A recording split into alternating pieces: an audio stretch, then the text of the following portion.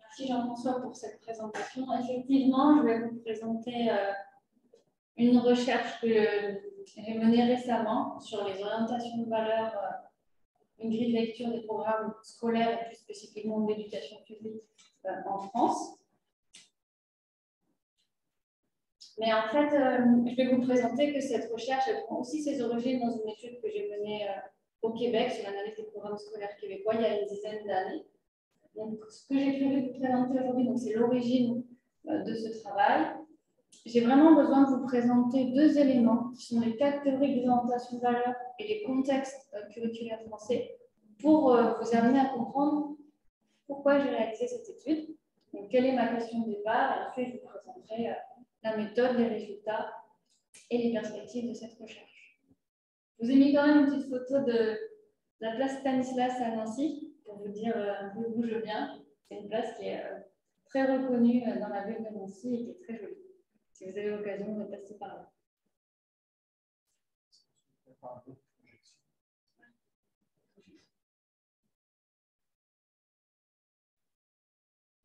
Alors, à l'origine, en fait, j'ai fait une étude en 2010 au Québec sur l'analyse, enfin, en tout cas, elle a été publiée en 2010, sur l'analyse des programmes scolaires québécois entre les programmes de 81 et les programmes de 2003. Dans cette étude, on avait montré qu'il y avait un changement de paradigme dans les programmes scolaires.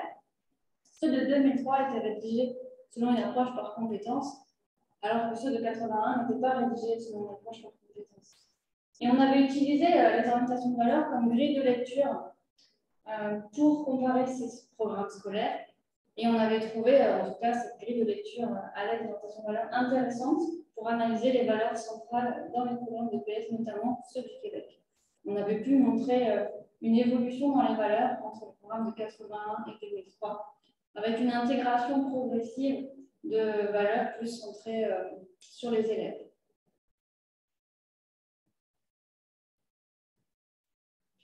Et dans cette étude, en fait, j'avais construit une grille d'analyse qui permettait de reconnaître les orientations de valeur, les catégories qu'on utilisait pour analyser les programmes scolaires.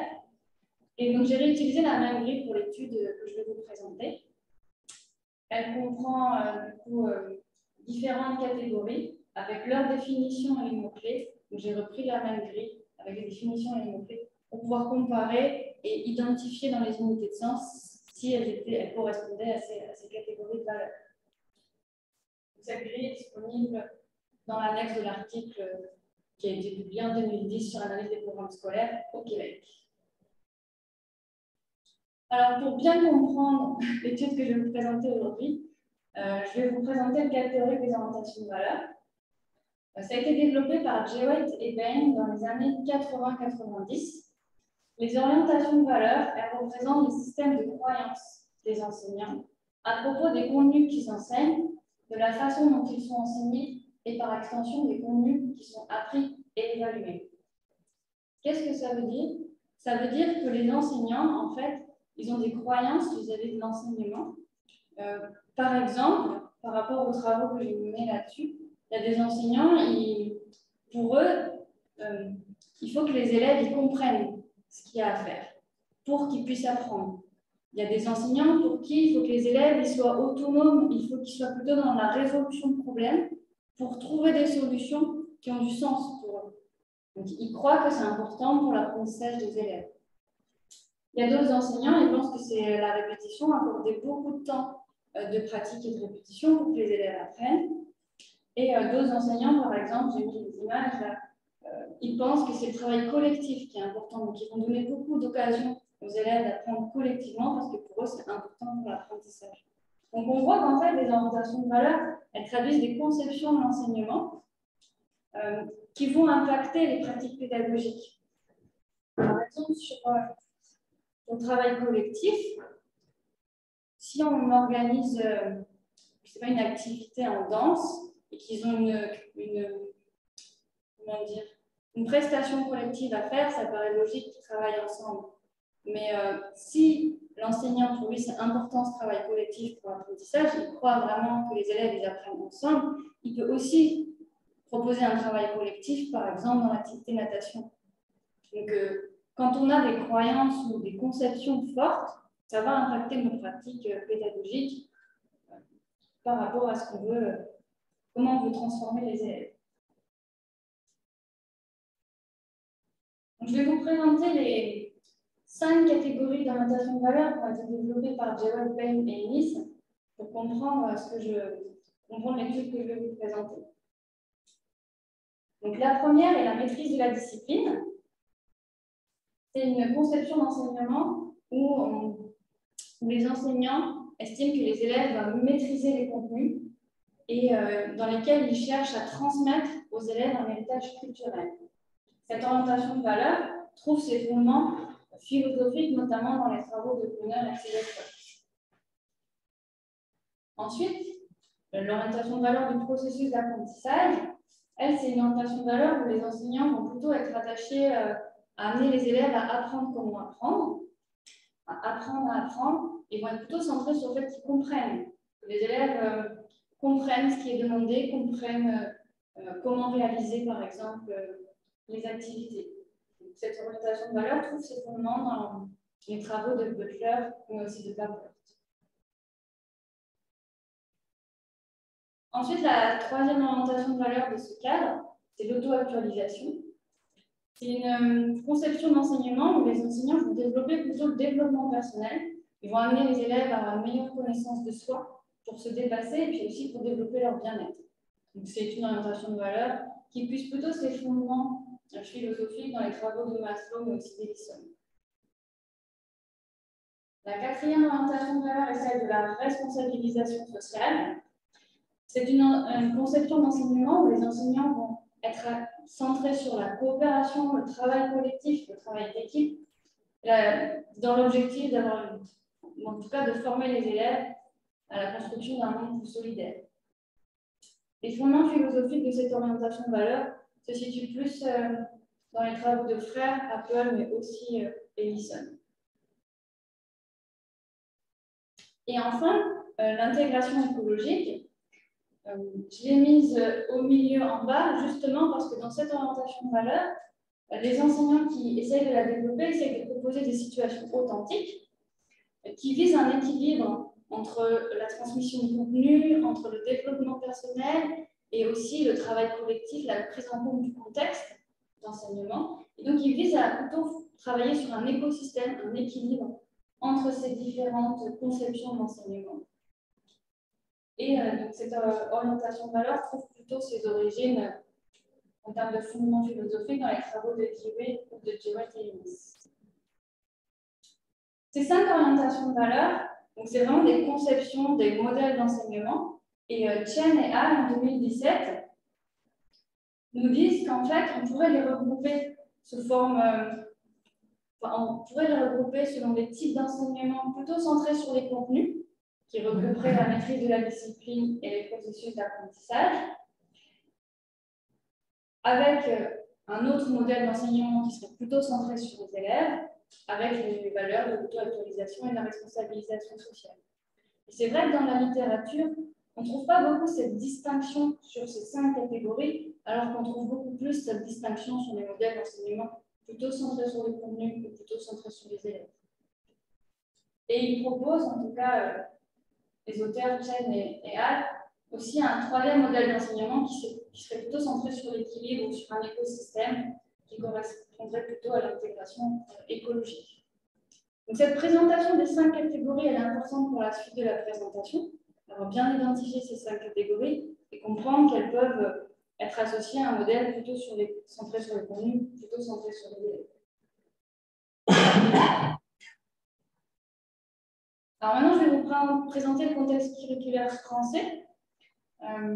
Par rapport au programme que j'ai analysé, c'est important de comprendre comment ils sont organisés.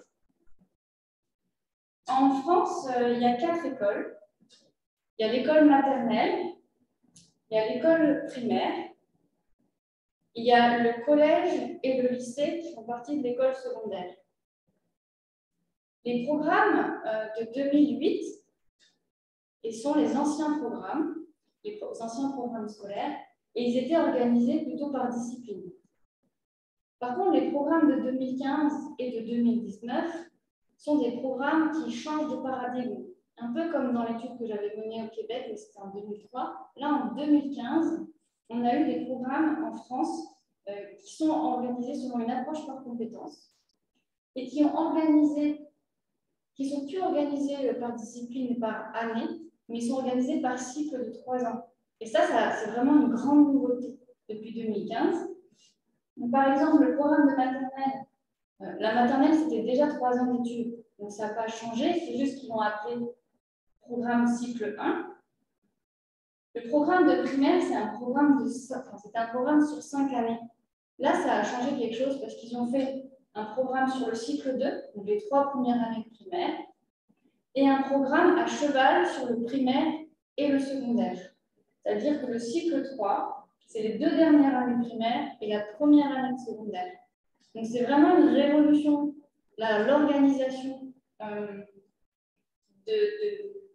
des programmes scolaires depuis 2015, parce que, notamment sur le cycle 3, il crée forcément une liaison primaire-secondaire, qui est intéressante aussi pour les enseignants, et qui les amène à créer des commissions pour justement faire ces liaisons primaires-secondaires au niveau des élèves.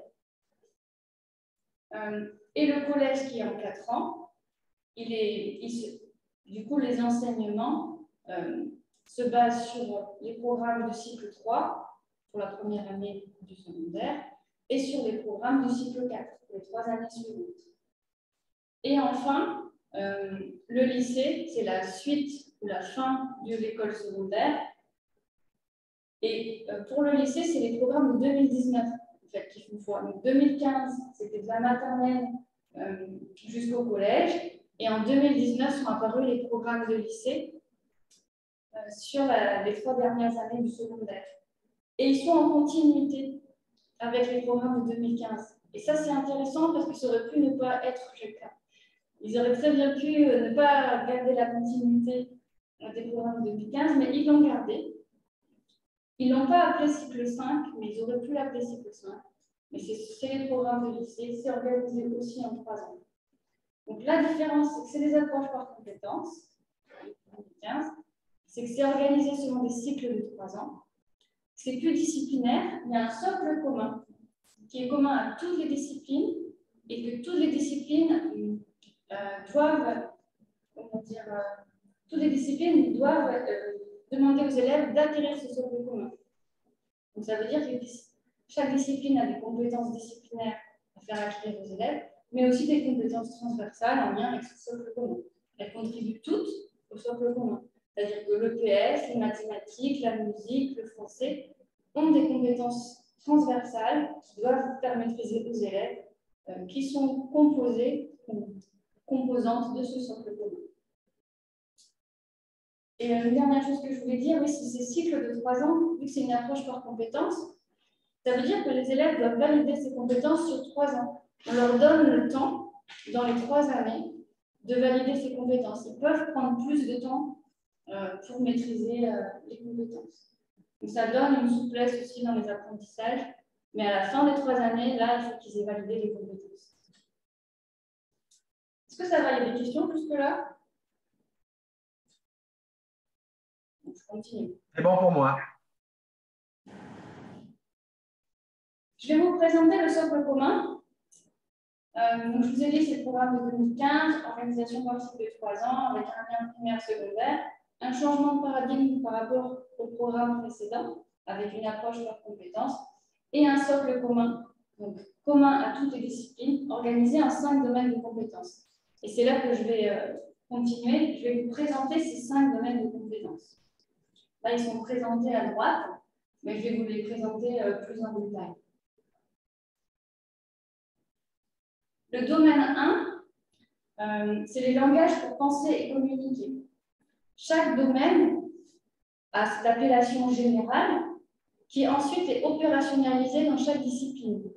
Donc, en éducation physique, le domaine 1, il est traduit par développer sa motricité et construire un langage du corps.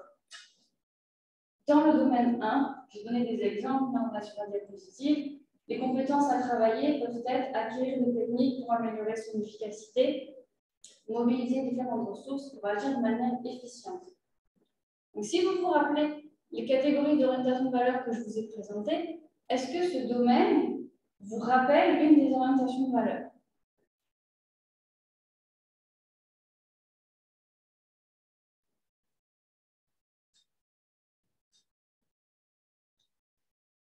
Je ne sais pas si vous voulez interagir, mais je vais continuer. En tout cas, moi, quand j'ai vu les programmes de 2015, et avec les 5 domaines, le domaine 1 m'a beaucoup fait penser à la maîtrise de la discipline, sur le développement de la motricité, la maîtrise des contenus. En tout cas, je faisais une association. Quand j'ai vu le domaine 2, méthode et outils pour apprendre, qui se traduit en éducation physique par s'approprier seul ou à plusieurs par la pratique de méthodes et outils pour apprendre, avec des compétences à travailler comme apprendre par l'action, l'observation, l'analyse de son activité et de celle des autres, j'ai beaucoup pensé à l'orientation de valeur du processus d'apprentissage, sur le fait d'apprendre à apprendre, apprendre comment apprendre, travailler sur la compréhension. Donc ça m'a fait beaucoup penser à cette orientation de valeur-là.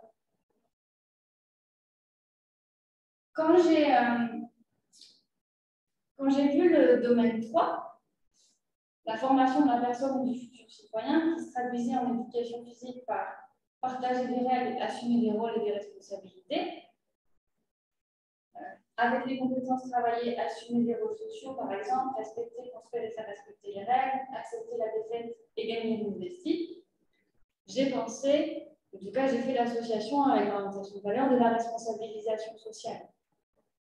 Ça me paraissait un lien qui pouvait être fait, qui était possible.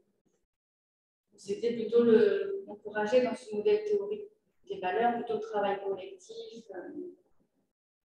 l'entraide, la solidarité.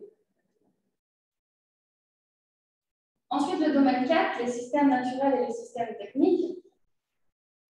En éducation physique, traduit sous la forme de la compétence générale, apprendre à entretenir sa santé par une activité physique régulière, avec pour exemple, j'ai mis dans la diapositive, comme compétence travaillée, connaître les effets d'une pratique régulière sur son état de bien-être et de santé.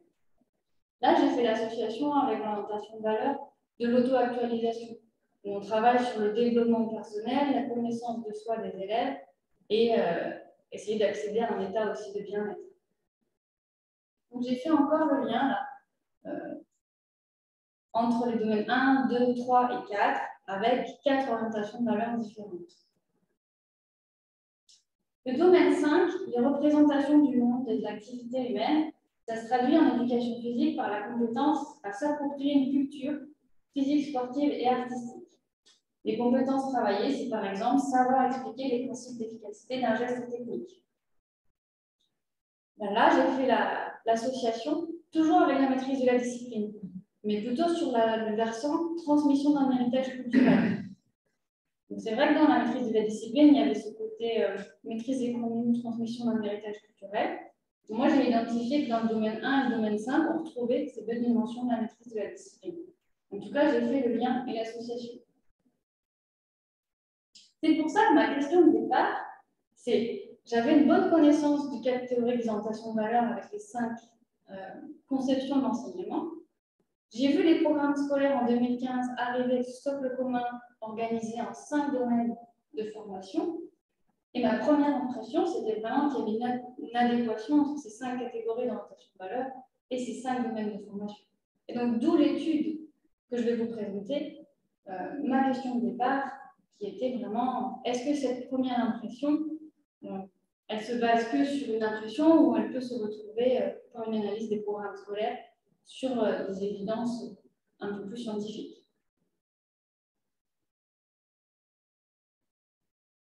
Là, je vous ai mis les programmes de PS de 2015 et de 2019.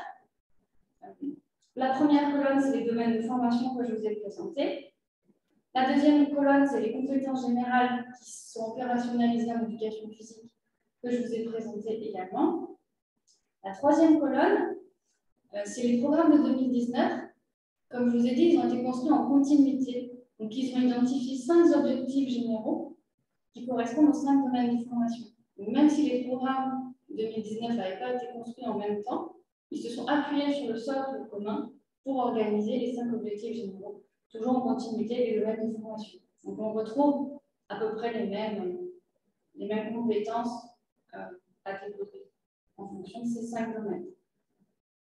Et comme je vous l'ai dit, j'ai fait une association entre les domaines, entre le domaine 1 et la maîtrise de la discipline, entre le domaine 2 et le processus d'apprentissage, entre le domaine 3 et la responsabilisation sociale, entre le domaine 4 et l'auto-actualisation, et entre le domaine 5 et la maîtrise de la discipline, encore une fois. L'objectif de l'étude que j'ai menée, c'était d'analyser les programmes scolaires de PS français à l'aide de la grille de lecture des OV, comme j'avais pu le faire au Québec il y a une dizaine d'années, pour justement aller voir si chaque domaine du socle correspond bien à une orientation valeur. Je n'avais pas identifié de correspondance avec l'intégration écologique. Donc, ce que je me disais, c'est que soit elle n'est pas présente du tout, soit elle peut être présente peut-être au niveau général, sur l'ensemble du programme. Mais je ne me suis pas arrêtée là, je voulais quand même analyser tous les programmes scolaires au niveau de l'éducation, enfin, en tout cas, plus précisément, les programmes d'éducation physique. Ce qui fait que je suis partie de la même question aussi que j'avais sur les programmes scolaires québécois. C'est est-ce que ce changement de paradigme, cette approche par compétences qui est davantage orientée vers un modèle d'enseignement centré sur l'élève, amène une intégration d'orientation de valeurs plus centrée sur l'individu et le collectif, comme l'auto-actualisation et la responsabilisation sociale. Donc ça, j'ai voulu avoir aussi répondre à ce type de questions. L'intérêt d'analyser les programmes scolaires en utilisant le cadre des OV, c'est de montrer si ces conceptions d'enseignement sont présentes dans les programmes scolaires français, comme j'avais pu le montrer au Québec. C'est aussi de mieux comprendre au niveau de la formation les domaines du socle commun qui sont demandés d'appliquer et d'opérationnaliser dans les leçons.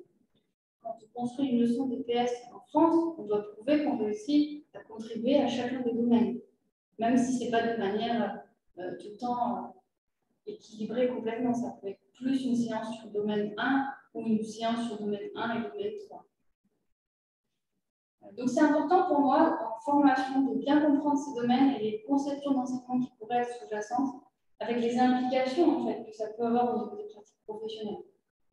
Donc je trouverais intéressant en tout cas de mener une étude sur les programmes scolaires là-dessus. Donc la méthode que j'ai utilisée, c'est une analyse de contenu fondée sur les 5 étapes de l'EQD. J'ai sélectionné les programmes scolaires de PS français que je voulais analyser. Donc j'ai analysé les textes de 2015, c'est-à-dire le cycle 2, le cycle 3 et le cycle 4, en éducation physique et sportive, avec le socle commun des 5 domaines qui étaient présents dans ces programmes. Et le texte de lycée de 2019, pareil, avec les domaines de formation qui étaient présents dans le texte sur les programmes plutôt d'éducation physique. Au final, j'ai analysé 425 unités de sens sur ces 4 textes. J'ai catégorisé les unités de sens avec la grille de reconnaissance d'orientation de valeur que je vous ai montré au début. Et j'ai réussi à classer 375 unités de sens dans chacune des catégories d'orientation de valeur et 50 autres unités de sens plutôt dans une catégorie autre, qui étaient souvent des énoncés liés à l'organisation de l'éducation physique, plus qu'il y a des conceptions d'enseignement. Puis j'en ai fait des descriptions scientifiques que je vais vous présenter sous la forme de résultats. Alors, pour commencer, j'ai validé mon hypothèse que les domaines étaient associés aux orientations de valeur au moins pour 3 domaines, et la validation elle est partielle pour les domaines 1 et 2. Donc, je vais vous expliquer. Le domaine 1, je l'avais associé à la maîtrise de la discipline. Les énoncés que j'ai identifiés, les énoncés qui étaient présents sur ce domaine-là étaient en majorité en lien avec la maîtrise de la discipline pour les cycles 2, les cycles 3 et le lycée. Par contre, ils n'étaient pas en majorité pour le cycle 4. On retrouvait autant d'énoncés qui référaient à la maîtrise de la discipline que d'énoncés qui référaient à l'auto-actualisation. Ça peut s'expliquer parce que la catégorie d'orientation de valeur de la maîtrise de la discipline, c'est catégorie théorique. Et le domaine de formation, c'est quelque chose qui a été conçu, en tout cas, le domaine de formation 1, c'est les langages pour penser et communiquer. Et en EPS, c'est développer sa motricité et utiliser le langage du corps. Et dans les compétences travaillées, on trouve des compétences comme par exemple exprimer ses émotions. Mais exprimer ses émotions, ça amène une connaissance de soi, et c'est plus lié à l'auto-actualisation.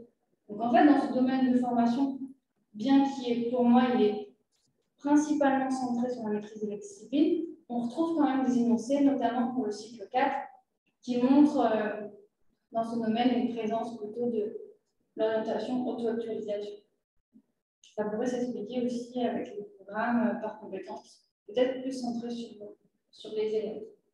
Domaine 2, c'est la même chose. Il y a une majorité d'énoncés qui renvoient à la maîtrise de la discipline pour le cycle 2, le cycle 3 et le cycle 4. Par contre, pour le lycée, c'est la même chose. On retrouve des énoncés qui sont en lien avec l'auto-actualisation. Donc, ça pourrait aussi s'expliquer parce que le lycée, on va peut-être plus avoir des énoncés sur l'autonomie, la prise en compte de sa santé, de son activité de manière autonome. Donc, ça va être quelque chose qui est en lien aussi avec le fait que les élèves sont plus âgés et qu'ils prennent en main leur activité physique. Donc, ça peut aussi s'expliquer comme ça. Par contre, le domaine 3, le domaine 4 et le domaine 5, tous les énoncés que j'ai identifiés dans ces domaines étaient des énoncés en correspondance avec des orientations de valeurs associées.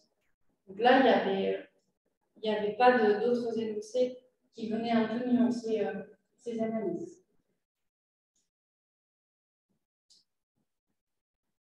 Je vous ai mis des extraits pour donner une idée des énoncés qu'on pouvait trouver dans les programmes scolaires.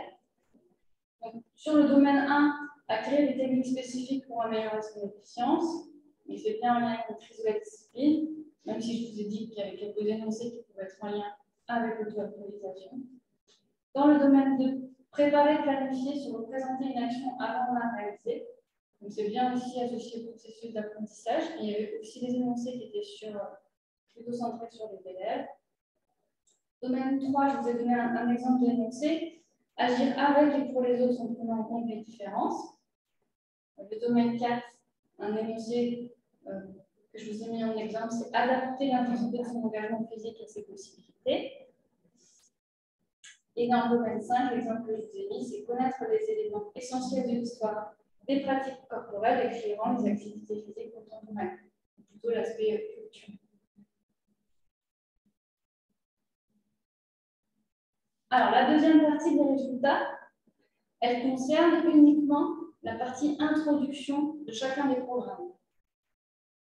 L'introduction des programmes de 2015 et l'introduction des programmes de 2019.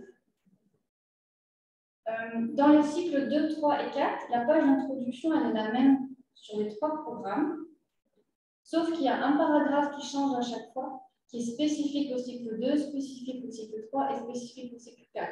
C'est pour ça que je vous ai mis les énoncés de l'introduction qui sont communs aux 3 cycles, plus les énoncés qui sont spécifiques à chaque programme, à chacun de ces 3 programmes. Et le programme de 2019, c'est une page d'introduction pour les 3 ans. Ce qu'on retrouve dans les résultats, c'est principalement des énoncés centrés sur l'individu, dans la page d'introduction du programme, centrés plutôt sur un modèle centré sur l'élève, ce qui serait logique par rapport à l'approche par compétences des programmes et le changement de paradigme, en tout cas qu'ils ont essayé de mettre en place dans la rédaction de ces programmes. Par contre, on peut nuancer les résultats parce que on voit que dans le cycle 2, la moitié des énoncés concernent bien l'auto-actualisation. Par contre, dans le cycle 3, il n'y a plus d'énoncés sur l'auto-actualisation. Ils sont centrés sur la maîtrise de la discipline et le processus d'apprentissage. Et le cycle 4, par contre, on voit que c'est partagé entre la maîtrise des contenus et plutôt un modèle d'enseignement centré sur les élèves. Donc moi, j'étais assez surprise de voir ces résultats parce qu'on voit que ça change en fonction des années et ça ne va pas forcément dans un sens ou dans un autre, c'est assez fluctuant. Le cycle 2, c'est 6-8 ans, c'est le primaire. Le cycle 3, c'est celui qui fait la liaison primaire-secondaire, qui serait plutôt centré sur la maîtrise des contenus. Et le cycle 4, c'est le collège, les 3 dernières années du collège, qui là emprunterait à la fois aux deux modèles d'enseignement sur les contenus ou sur les élèves. Et par contre, le programme de lycée, les 3 dernières années de formation du secondaire, avant de passer dans la partie universitaire, sont centrés bien sur un modèle d'enseignement centré sur l'élève, sur l'auto-actualisation. Ce qu'il faut retenir, c'est que c'est l'introduction des programmes. Donc, j'ai analysé les domaines de formation, l'introduction des programmes, et maintenant, je vais vous montrer la totalité des programmes scolaires, incluant la partie spécifique. Programme d'éducation physique. Si on regarde sur tous les énoncés que je vous ai dit, les unités de sens, sur les 4 textes, avec les 375 unités de sens que j'ai analysées, eh ben, au final, c'est la maîtrise des contenus qui ressort le plus. Donc, effectivement, ils ont voulu changer de paradigme, ils l'ont mis dans les parties introductives du texte, mais si on regarde sur le global les programmes scolaires, cette introduction elle est progressive, mais le programme est quand même majoritairement centré sur une approche, une conception de l'enseignement centrée sur les contenus. Cycle 2 à 46%, 38 énoncés sur 83. Cycle 3, 37%, donc 33 énoncés sur 89. Cycle 4, le secondaire, les années de collège, 27%, donc 25 énoncés sur 92. Et le lycée, les 3 dernières années du secondaire, 37%, donc 41 énoncés sur 112. Avec un total de 36% sur les 4 textes. Et on voit que c'est principalement la maîtrise de la discipline qui ressort en premier en termes de nombre d'énoncés quantitatifs sur le texte. Puis ensuite, le processus d'apprentissage, ensuite l'auto-actualisation, ensuite la responsabilisation sociale et l'intégration écologique, il n'y a quasiment aucun énoncé qui y réfère. Alors que dans les programmes du Québec, que je vais vous montrer, ceux de 81, il y avait quand même un pourcentage plus élevé que ce qu'on trouve ici, et ceux de 2003 encore plus élevés. Et j'imagine que les programmes actuels, on pourrait encore peut-être trouver un programme, enfin, une proportion encore plus élevée d'énoncés se référant à l'intégration écologique. Et si on cumule les scores de maîtrise de la discipline processus d'apprentissage, que je vous ai dit, qui était plutôt d'un modèle d'enseignement plus sur les contenus, et qu'on cumule les scores plutôt centrés sur les élèves, on obtient une proportion à peu près 60-40. Plutôt 60% maîtrise des contenus, enfin, énoncé se référant à la maîtrise des contenus, et plutôt 40% se référant à un modèle d'enseignement centré sur l'élève. Voilà les principaux résultats. Ce que je voulais montrer à la petite flèche blanche, c'est que le cycle 4, les années de collège, c'est assez équilibré.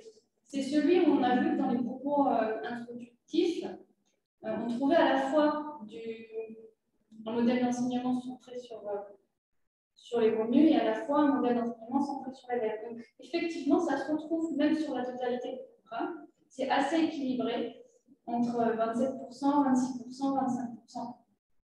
Donc, peut-être l'équilibre qu'on retrouve le plus, c'est à ce niveau-là de formation. Et avec l'introduction des domaines de formation qui quand même réfèrent à une diversité de conceptions d'enseignement, ça serait peut-être le plus représentatif des domaines de formation du socle commun, en tout cas ce niveau de formation-là, par rapport à ce qui est visé dans ces nouveaux programmes. Voilà pour les programmes de 2015-2019, c'était juste pour voir la comparaison entre cycle 2, cycle 3, cycle 4 et le lycée. Et on voit que c'est à peu près les mêmes proportions. Il n'y a pas de grosse différence entre les programmes de 2015 et 2019 dans les énoncés qui ressortent par rapport à cette grille de lecture et d'orientation PAL. Alors, la discussion que je vous propose, c'est par rapport aux résultats 1, 2 et 3 que je viens de vous présenter, le changement de paradigme, pour moi, il est plus dans l'intention que dans le contenu des textes. On voit qu'il apparaît plus dans l'introduction. Et donc, au final, la centration principale de ce programme est centrée plutôt sur un modèle d'enseignement, plutôt sur les contenus. Et donc, peu sur AA, l'hypothèse que je faisais, qui, même si c'était progressif, en tout cas, on le retrouve dans les propos introductifs des programmes.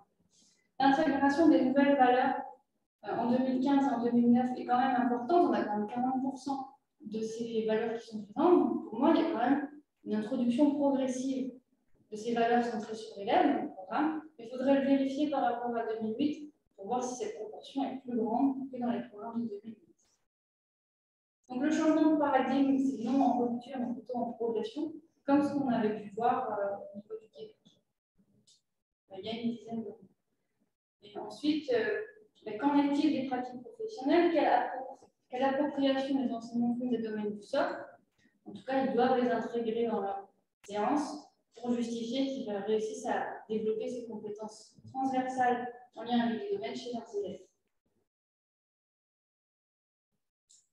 Donc, je voulais vous montrer la différence par rapport à l'étude de Québec, l'étude des programmes scolaires québécois en 2010, où on avait vu que la maîtrise de la discipline était passée de 43% à 3% dans les nouveaux programmes selon l'approche par compétences. Le processus d'apprentissage, lui, avait augmenté, il était passé de 23% à 28%, mais en tout cas, le programme était quand même encore centré sur la maîtrise des contenus. L'auto-actualisation avait augmenté de 8% à 16%. L'intégration anthropologique était passée de 7% à 15%, ce qui est déjà plus que ce que j'ai trouvé ici dans le programme scolaire français. Et la responsabilisation sociale était passée de 17% à 36%. Nous, ce qu'on a vu, en tout cas ce que j'ai vu ici dans l'étude en France, c'est une intégration progressive de AA et de RS, plutôt les valeurs et les conceptions d'enseignement centrées sur l'élève, avec une centration principale sur la maîtrise des contenus, comme je vous l'ai dit. Les perspectives de recherche que j'imagine ou j'envisage suite à ce travail, c'est faire des analyses complémentaires. Ça serait intéressant de comparer avec les programmes de 2008, les anciens programmes, comme j'avais pu le faire au Québec, pour voir la différence ou l'évolution avec ces nouveaux programmes selon une approche par compétences. Ce qui serait intéressant aussi, c'est d'aller voir ceux qui ont rédigé les programmes, comment ils ont construit ce socle commun autour de ces 5 domaines. D'où viennent,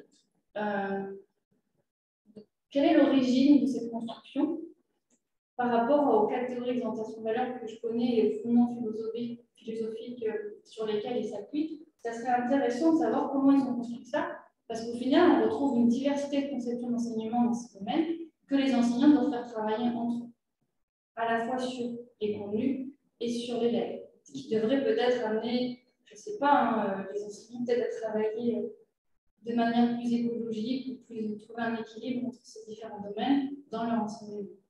C'est une question qu'on peut se poser. Comment est-ce qu'on l'approprie et est-ce qu'on arrive à avoir cet équilibre entre ces différents modèles d'enseignement qui sont quand même très différents? Donc, l'appropriation pour les enseignants du domaine du socle commun des nouveaux programmes scolaires, c'est une question qui pourrait aussi être intéressante à se poser. Allez voir les modèles d'enseignement qui développent, s'ils sont centrés sur les contenus, l'élève dans l'équilibre, comme je viens de le dire. Et il y a des travaux récents sur les orientations de valeur qui ont montré que les conceptions des enseignants, si elles sont en décalage avec les conceptions du programme, ça n'a pas forcément d'impact sur les apprentissages des élèves. Mais ces études, elles ont porté sur la mesure des apprentissages disciplinaires, elles n'ont pas porté sur la mesure des apprentissages sociaux. Donc, ça serait intéressant d'aller voir si cette différence entre les conceptions de l'enseignant et les conceptions des programmes, différence ou alignement, impacte ou non les apprentissages des élèves. Pour l'instant, les travaux montrent que ça n'impacterait pas. Mais par contre, une des limites également dans ces travaux, c'est que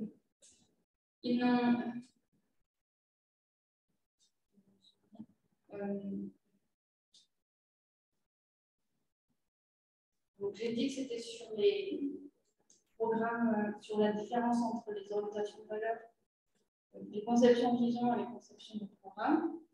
Un autre élément qu'ils ont mis en évidence, là ça m'échappe, en tout cas, c'est comment dire, les résultats récents sur ce décalage entre les conceptions des enseignants et les conceptions véhiculées dans les programmes font l'objet d'un chapitre qui apparaît. Je pourrais, en tout cas, je pourrais vous donner la référence quand le chapitre sera paru si ça vous intéresse.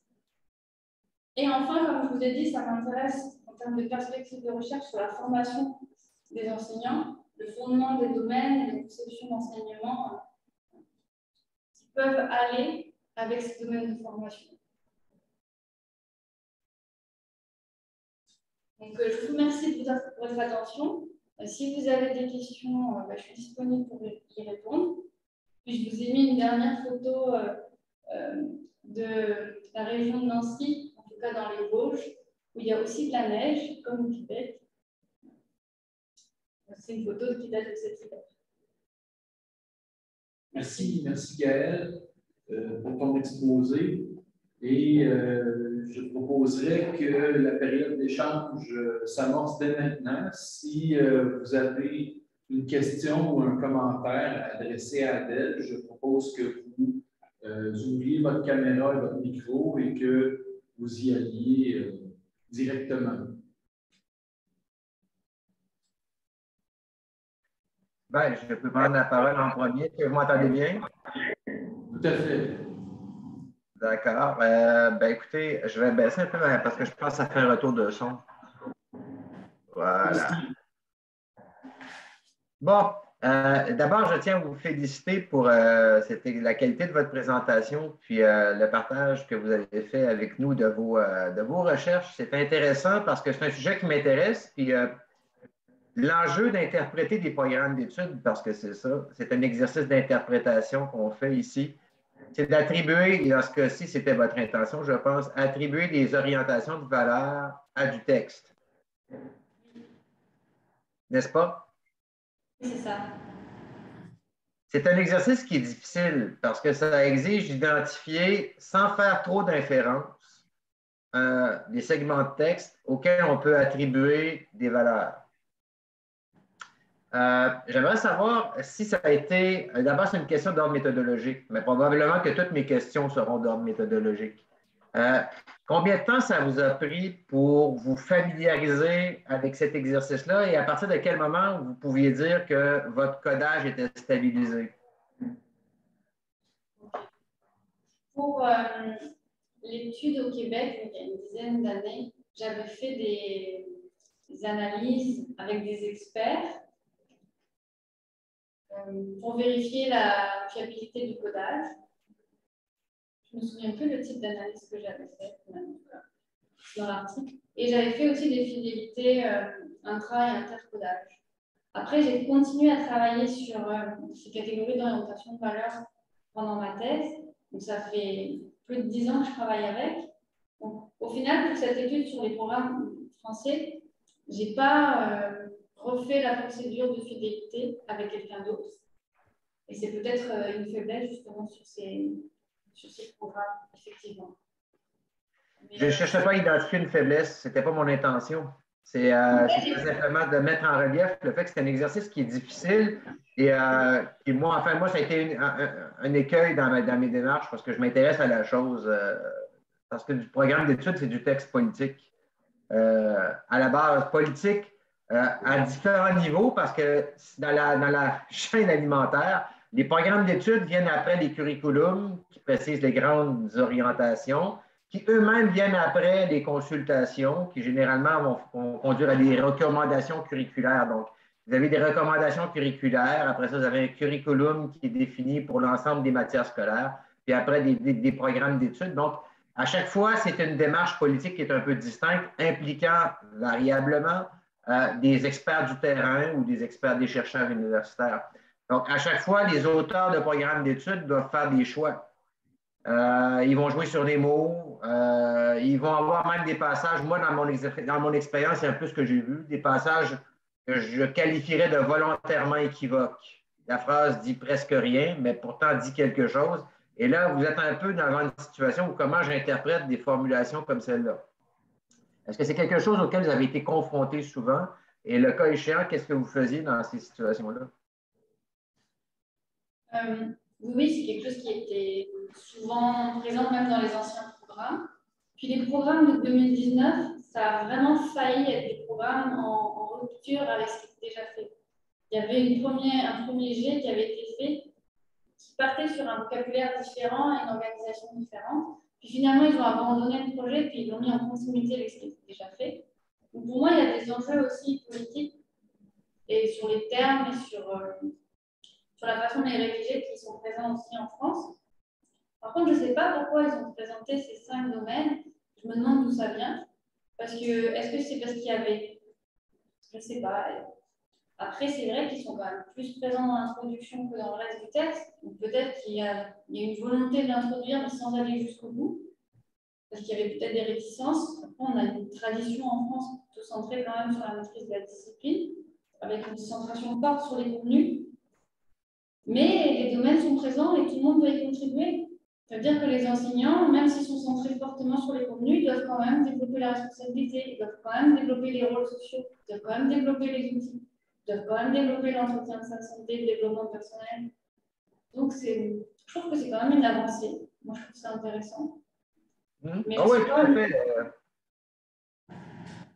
Mais je ne sais pas au niveau politique comment ça s'est passé. D'accord. J'ai un peu raté votre dernière intervention. Qu'est-ce que vous avez dit la dernière phrase? Je ne sais pas au niveau politique comment ça s'est passé les discussions. Non, souvent, on ne peut pas le savoir. Le problème, c'est que ça atterrit dans le document avec des formulations équivoques. Je vais vous donner un exemple que j'ai été confronté, là. Ce programme s'inspire d'orientations constructivistes, socio-constructivistes et cognitivistes. Dans la même phrase, on parle de théorie d'apprentissage, mais on met les trois orientations complètement différentes. C'est complètement différent. On ne peut pas les mettre les trois dans la même phrase, mais visiblement, c'est une phrase qu'on a formulée pour faire un consensus et éviter qu'il y ait des querelles de clocher. Alors, quand vient le temps de faire un codage comme celui-là, ben, ça dépend beaucoup, de un, de notre grille de lecture, et de deux, d'avoir une méthode pour nous permettre de régler ce cas de figure qui équivoque. J'ai peut-être un autre exemple, c'est sur le concept de bien-être. Oh mon Dieu, ouais, ça doit. Auquel je m'intéresse de plus en plus parce que je vois qu'il y a pas mal de travaux qui se font là-dessus. Et j'ai regardé dans les programmes scolaires français, en fait, dans la finalité de l'éducation physique, les enseignants doivent promouvoir le bien-être des élèves et l'entretien de leur santé. C'est une finalité qui est affichée. Par contre, quand on regarde dans le contenu du texte, il n'y a quasiment aucun terme qui réfère au bien-être. C'est une finalité, mais elle n'est pas du tout opérationnalisée.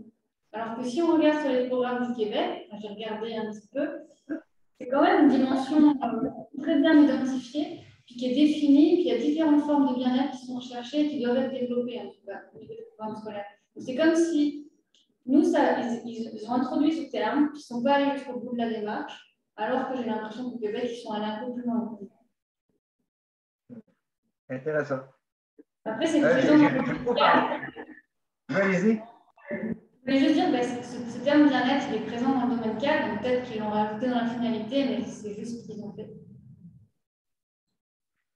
Intéressant. J'ai beaucoup parlé. Je pourrais laisser la parole à quelqu'un d'autre avant d'en enfiler avec une autre question.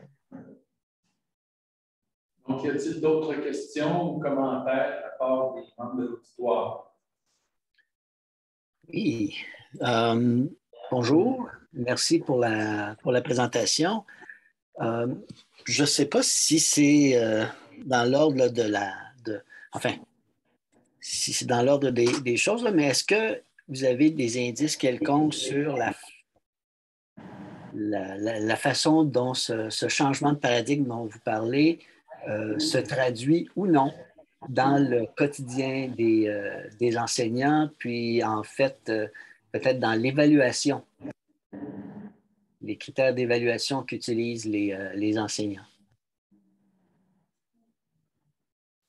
Je n'ai pas trop d'exemples concrets, mais c'est vrai qu'ils doivent valider tous les compétences en étant de disciplines différentes. Et les compétences, c'est quand même quelque chose qui se valide dans le contexte. Donc, c'est difficile de dire il a validé la compétence à assumer des rôles sociaux en EPS, puis il ne l'a pas validé, par exemple, en maths. Donc, les enseignants, des fois, ils ont la difficulté à valider les compétences dans leur discipline parce qu'ils doivent se mettre d'accord sur quelles compétences sont validées. Les questions qui se posent, c'est est-ce que si c'est validé en EPS, alors il a validé la compétence dans toutes les disciplines? Il faut vraiment que chaque enseignant valide dans leur discipline. C'est plutôt des questions comme ça qu'on se pose. Mais au niveau de l'évaluation, ils doivent intégrer ces différentes dimensions. Il y a des enseignants qui sont plutôt réticents à le faire. Donc, je ne sais pas dans les faits exactement combien d'enseignants les intègrent par rapport à ces nouveaux programmes et ce changement de paradigme. Mais je sais qu'il y a des enseignants qui préfèrent vraiment centrer les évaluations sur les apprentissages moteurs. Tout ce qui est apprentissage social, ils trouvent que c'est une perte de temps. Parce que maintenant, tous les élèves doivent être évalués sur un rôle social avec ce domaine-là. Que ce soit juge, coach ou arbitre, ils doivent avoir une partie de l'évaluation consacrée à ça. Donc, les enseignants le font, mais pas tous avec la même conviction ou peut-être la même importance de points qui vont attribuer à l'évaluation. Comme vous le savez peut-être, ici, les bulletins sont une relève des écoles. Il y a des centres de services, donc des commissions scolaires là, qui font un travail plus global et sans imposer un bulletin X aux écoles, là, fournissent là, des gabarits. Est-ce qu'en France, ça se passe un peu de la même façon? Donc, est-ce que chaque bulletin, par exemple, est-ce que finalement le rapport ou l'information que reçoit le parent, jusqu'à quel point est en lien ou non avec ces compétences-là, ces domaines-là, ou est-ce que c'est encore une référence à, il y a, je ne sais pas, moi, il réussit en lien avec, je ne sais pas, basketball ou peu importe, là. Donc, est-ce que ce genre de travail-là se fait uniquement à l'école ou dans chaque école, je veux dire, ou est-ce qu'il y a une base plus nationale, si je peux l'exprimer ici? Je pense que ça se fait dans chaque école. Après, pour moi, les enseignants, ils ont un bulletin de notes à rendre dans leur discipline et ils ont un livret de compétences à valider. Donc, ils ont deux documents différents. Okay. Donc là, ça devient vraiment, là, c'est lancé c'est lancé dans chaque école et puis chacun l'interprète ou en tout cas, là, il travaille à sa façon. Merci. Parmi les membres de l'auditoire, y a-t-il il y a des membres qui sont disparus. Daniel, j'aurais voulu de retourner vers toi. Oui, je vais prendre la balle au bon pendant qu'elle passe. Vous parliez de paradigme. J'ai trouvé ça intéressant parce que ça rejoint une préoccupation par laquelle, pas une préoccupation, je dirais, des interrogations que j'ai eues à divers moments en interprétant des programmes d'études, en me demandant est-ce que c'est vraiment le bon terme. Pourquoi, alors ma question est la suivante, pourquoi avoir choisi ce terme-là et est-ce que d'autres termes pourraient peut-être être plus appropriés pour décrire ce à quoi ça correspond concrètement?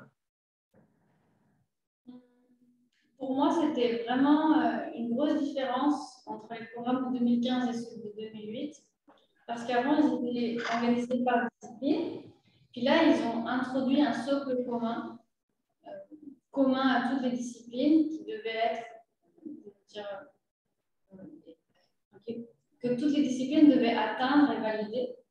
Donc, pour moi, il y avait un changement de paradigme, c'est pour ça que j'ai utilisé ce terme, parce que l'organisation est différente et qu'il y a un texte commun qui organise tous les programmes scolaires et ce que les disciplines doivent faire pour valider les compétences des élèves, pas uniquement au niveau disciplinaire, mais aussi transversal.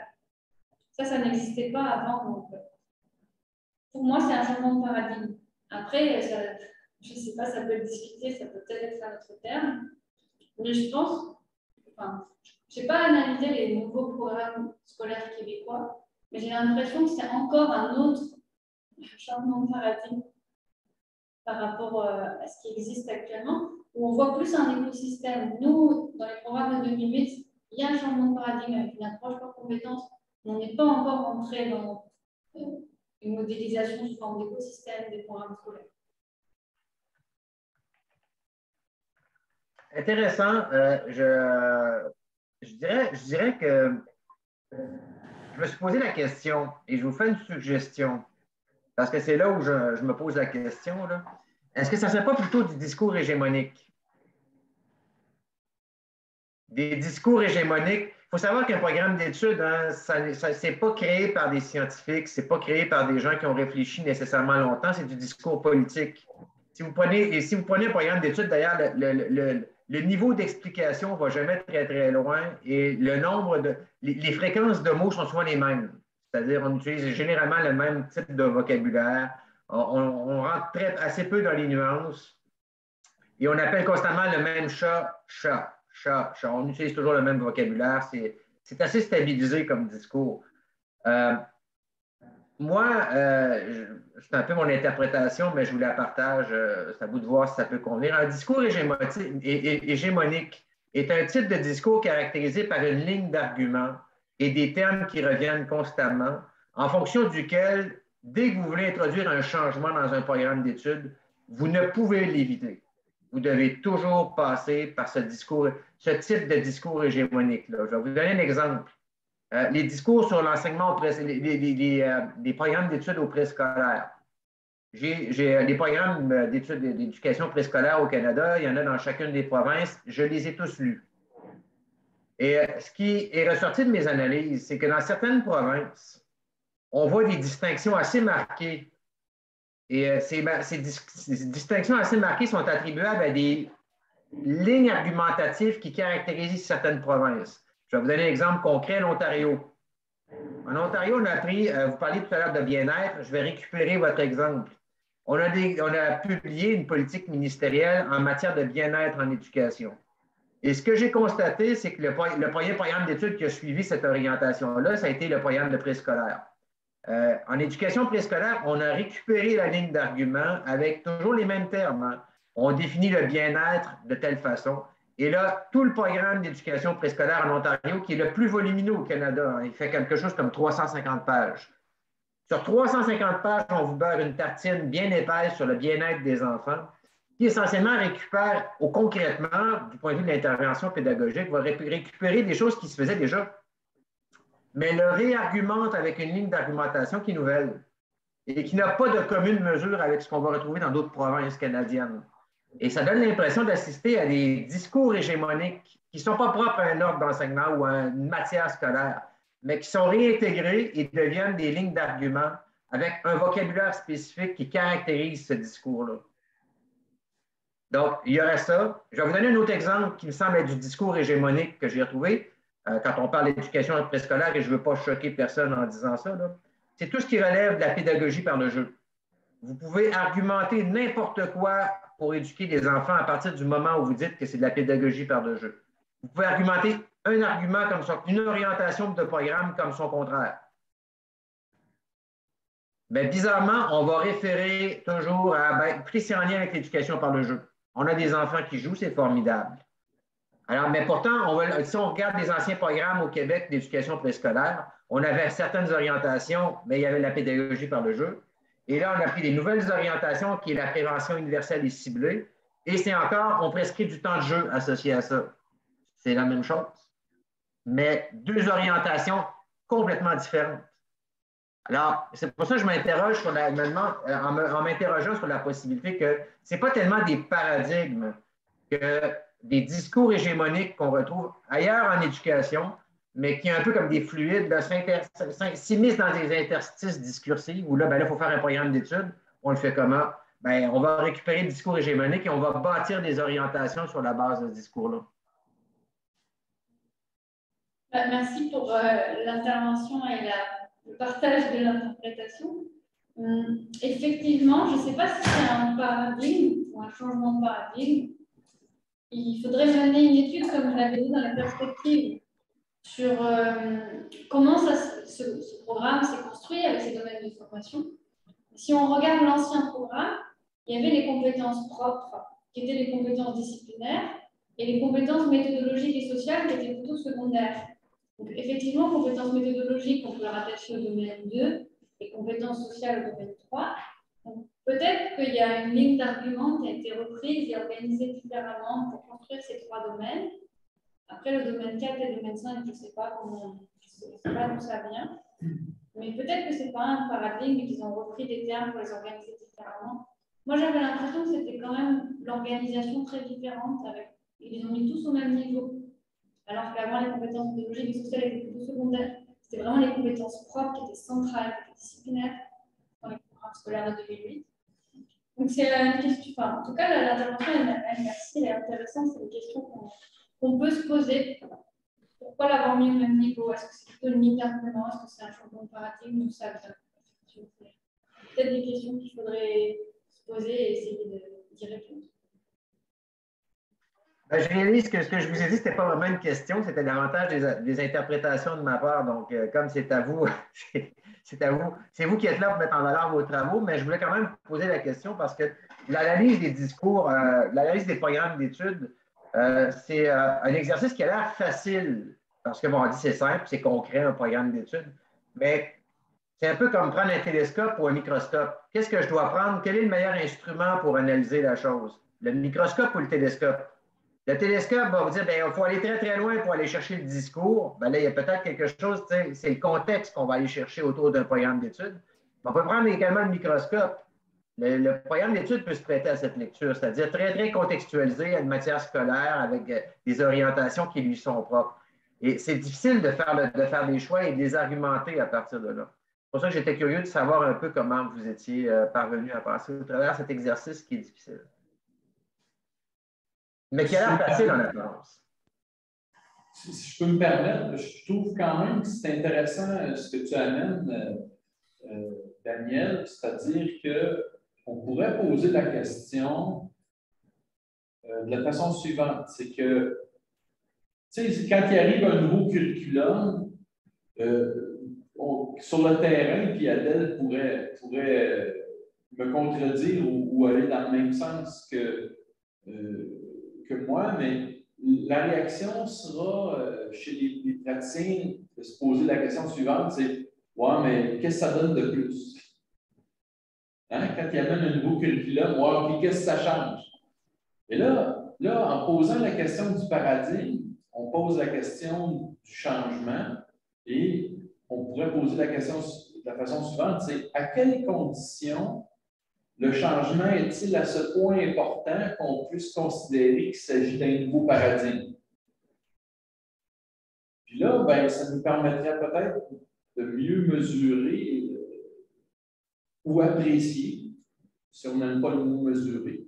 Ça nous permettrait peut-être d'apprécier la profondeur du changement qui est apporté par la nouvelle proposition par rapport à la précédente.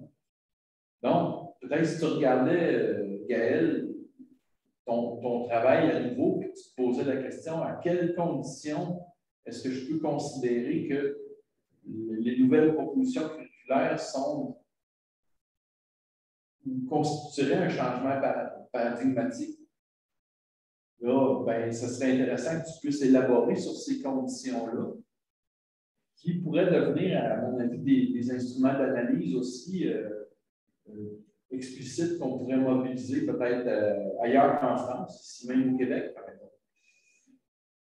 Je trouve qu'il y a une piste dans ce que tu as dit, Daniel, qui nous pousserait à regarder ça sous un autre angle, sous l'angle des conditions.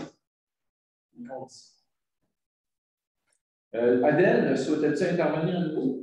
Oui, ben, si possible et si on a le temps, Daniel, je me demande si, tu sais, quand tu dis, bon, on fait appel ou on réfère à la pédagogie du jeu, puis pour vivre avec en contact très étroit avec une conseillère pédagogique au préscolaire, et pour avoir vécu aussi les quelques changements de programme, enfin les 3 derniers là, en éducation physique, si on parle de pédagogie par le jeu, est-ce qu'on peut l'apparenter à une catégorie ou en tout cas là, de moyens, ce qui fait qu'en bout de ligne, si je fais le parallèle avec l'éducation physique, on utilise un moyen qui s'appelle le basketball et on a encore des étudiants qui ne sont même pas sortis, qui sont en 3e année, je ne parle pas de l'Université de Sherbrooke, qui ont en tête qu'ils ont à évaluer le lay-up parce que c'est une expression, ou en tout cas, là, c'est une manifestation d'une habileté en contexte là, de jeu. Donc, c'est une manipulation, c'est un lancer avec obstacle de l'environnement, puis un obstacle qui change, et ainsi de suite. Donc, pour eux, là, c'est encore le lancer que je dois évaluer, puis il est capable d'en réussir tant, et ainsi de suite. Le même moyen qui, théoriquement, en tout cas, là, aurait eu à se transformer pour amener d'autres préoccupations, en tout cas d'autres visées en termes de développement de compétences. Donc, la fameuse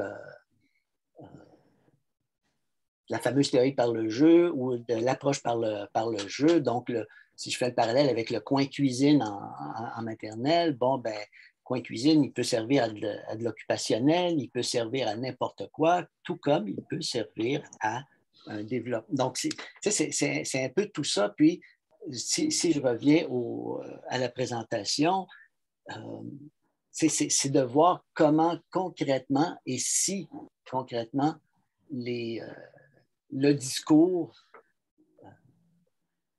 atterrit à quelque part et se rend au prof et se rend dans, non pas nécessairement l'activité même, mais le regard que porte l'enseignant sur l'activité et les interventions que fait l'enseignant ou pas. Donc, pour entourer et accompagner cette activité-là et où est-ce qu'il va placer le focus, où est-ce qu'il va orienter, vers quoi il va orienter l'élève, peu importe son âge et l'activité. Et c'est là où il peut s'opérer, ou en tout cas là, atterrir, comme tu disais Jean-François, c'est là que peut atterrir ou non un changement de paradigme réellement dans l'intervention pédagogique. Mais là, ça, c'est un autre débat et une autre question, peut-être pour madame. Une réaction là-dessus, Gaëlle? Non, pas plus que ça. Plus que ça. Après, en formation, on va travailler sur les étudiants, sur les programmes. Peut-être qu'il y aura un impact en formation. Après, sur les enseignants, il y a eu des réunions qui ont été organisées par les inspecteurs pour présenter les nouveaux programmes et les nouvelles approches pour compétences.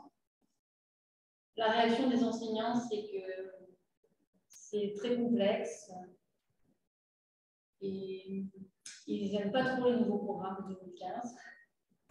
Moi, je les trouve intéressants. Donc, je ne sais pas jusqu'où c'est allé dans l'impact sur leur pratique pédagogique. Je voudrais aller voir effectivement sur le terrain. Qu'est-ce qu'ils en font? Oui. Et donc, ça nous amène à de l'observation en classe pour faire des constats, qui sortent un peu des discours politiques dans les programmes, mais aussi des perspectives un peu plus subjectivistes qu'on peut retirer d'entretien, par exemple, qui se fait avec les enseignants sur des pratiques déclarées. Oui, c'est vrai que le point que j'ai oublié, que je ne trouvais plus dans la présentation, c'était ça. C'est les limites que j'identifie dans le chapitre sur les provocations, sur les orientations de valeur. Ça se base sur des pratiques déclarées. Et donc, il faudrait aller plutôt sur le terrain pour voir les conceptions des enseignants, si elles sont en décalage ou non avec les conceptions des programmes. Je peux faire une suggestion? Vas-y, Daniel. Ça serait tout simple, dépendamment de vos moyens. Là. Ça pourrait être aussi simple que de faire une mesure de croyance. Il doit exister des questionnaires sur les orientations de valeur.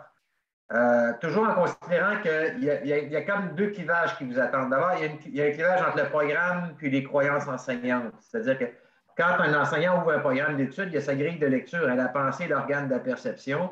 Et l'organe de la perception, à la base, c'est ses croyances. Il va dire, est-ce que je retrouve mes croyances dans ça ou pas? Puis s'il ne les retrouve pas, il va dire, finalement, ce truc-là, il va chercher ce qu'il connaît déjà. Il va chercher à retrouver ce qu'il connaît déjà, ce qui peut déjà lui attribuer une signification. Puis la base de ses croyances, ses croyances de valeur va lui permettre d'attribuer des significations. Donc, vous pourriez avoir un questionnaire qui vous permettrait d'évaluer sans passer par la verbalisation. Parce qu'il y a toujours un écart entre les croyances et leur verbalisation. Si vous demandez aux gens est-ce qu'ils sont racistes, ils vont dire non, moi je ne suis pas raciste. Mais si vous leur passez un questionnaire, là, c'est autre chose. C'est un peu ça l'idée. Donc, ça, c'est le premier écart qui vous attend. Puis le deuxième, c'est celui entre les croyances, puis c'est l'ordre subjectif de l'enseignant, puis ce qu'il fait en classe. L'enseignant, il ne fait pas toujours ce qu'il veut en classe. Il interagit avec des élèves dans un contexte qui n'est pas nécessairement sous son contrôle immédiat ou entièrement sous son contrôle. Donc, ça pourrait être une façon de le voir. Du point de vue de l'individu, l'enseignant, c'est-à-dire ses croyances puis ses verbalisations. Il y a des écarts intéressants à mesurer. Et ce qui se passe en classe aussi. Et là, dans le premier cas, c'est assez facile à faire. Dans le deuxième cas, là, c'est plus costaud parce que quand vous faites de l'observation, il faut également avoir une grille d'observation. Ça serait de savoir comment on peut, dans des interactions sociales, identifier une manifestation, un observable comportemental de valeur. Ça renvoie à une question de méthodologie. Je ne sais pas comment vous voyez la chose. Alors, en fait, je trouve ça très intéressant. Parce que c'était l'objet de ma thèse, donc ça veut dire que c'est une question qui est encore actuelle et je pourrais peut-être refaire une thèse, ou en tout cas continuer les travaux là-dessus. Parce que dans ma thèse, j'ai été voir les différences entre ce que les enseignants percevaient comme valeur et comment ils les mettaient en œuvre, et voir s'il y avait un décalage ou un alignement entre ce qu'ils voulaient développer chez les élèves et ce qu'ils mettaient en œuvre réellement. Et ce que j'aurais bien voulu faire, mais que je n'ai pas forcément fait, et ça peut être peut-être plus tard sur d'autres travaux, d'aller voir ce qu'en perçoivent les élèves. Donc, il y a ce que les programmes demandent de mettre en œuvre, ce que les enseignants en perçoivent et ce qu'eux, ils veulent développer chez leurs élèves, ce qu'ils mettent réellement en œuvre, puisque les élèves perçoivent de cette mise en œuvre. Est-ce qu'ils arrivent à percevoir les valeurs que les enseignants essaient de transmettre? Donc, effectivement, je trouve ça très intéressant. C'est tout un chantier. Oui. Et les questionnaires pour les orientations de valeur, ils existent. Il y en a même un qui a été publié récemment qui réactualise l'ancien questionnaire. C'est ça.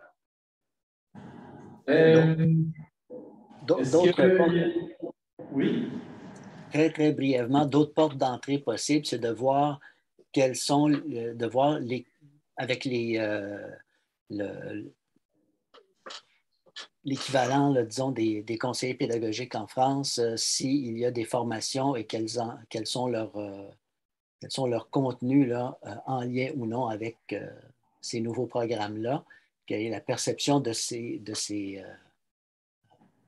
conseillers-là, de ce qui se fait en classe, et puis s'il y a un accompagnement qui se fait, et puis finalement peut-être aussi une certaine collecte de données, d'exemples de bulletins utilisés là, pour voir quel genre d'informations est transmise aux parents et jusqu'à quel point ces informations-là, ces notes-là, sont en phase ou non là, avec le nouveau programme. Bon, ça, c'est des pistes là, à vous de vous amuser. Encore merci pour la présentation. Merci aussi. Est-ce qu'il y a des questions? On pourrait prendre une dernière question s'il y a lieu. Sinon, je propose qu'on puisse conclure là-dessus. Je vous laisse la possibilité de... Moi, vos remarques, vos interventions là, m'ont fait penser à un dernier élément. Dans les programmes de 2019 au lycée, donc les 3 dernières années de formation secondaire, ils ont demandé qu'obligatoirement soit enseignée la danse. Ça veut dire que les enseignants d'éducation physique dans la scolarité des élèves, doit obligatoirement proposer l'activité de danse. Il me semble que c'est en première année ou en deuxième année de ce cycle d'apprentissage. Et par rapport à leur conception, mais aussi par rapport à leurs compétences, ça pose des problèmes d'enseigner. Et certains doivent développer cette activité qu'ils ne maîtrisent pas et qu'ils n'enseignaient pas avant. Et ils se rendent compte quand même qu'il y a peut-être des éléments intéressants, qu'ils arrivent à faire quelque chose avec leurs élèves. Mais ça peut être intéressant de voir aussi comment ils appliquent ce programme au niveau de la danse qui leur est demandé d'enseigner. Ça va être intéressant de voir s'il y a des choses qui émergent, des pratiques qui émergent qui peuvent ressembler à ce qu'on voit dans certaines, plus souvent au secondaire qu'au primaire là, chez nous, qui est dans les grandes polyvalentes, d'inviter un moniteur spécialisé, je ne sais pas moi, en escalade, et puis de voir l'enseignant d'éducation physique qui fait la surveillance pendant que le cours est donné par un technicien X et puis le prof qui s'en lave les mains royalement. Ce n'est pas uniquement en escalade, ça se fait aussi pour d'autres contenus. Bref, ça serait intéressant de voir comment atterrit la danse chez vous. J'ai été faire une visite de stage d'un étudiant dans un établissement. Et son tuteur n'avait jamais enseigné la danse. Et ils ont travaillé ensemble pour développer cette activité, parce que de toute façon, c'est obligatoire maintenant. Donc, le stagiaire a développé un cycle en danse hip-hop, et le tuteur aussi. Et ils ont fait venir un intervenant, mais sur la première séance. Et tout le reste du cycle, les 8 autres séances, c'est eux qui l'ont construit sur la base de ce qu'avait proposé l'intervenant. Puis ils ont travaillé aussi d'autres choses parce que l'intervenant n'était pas forcément dans une perspective pédagogique et en tout cas, ils ont travaillé des contenus qui les intéressaient sur cette activité. Non, ça serait intéressant d'aller voir effectivement. Bon. Je propose qu'on conclue là-dessus, messieurs et madame, en vous remerciant.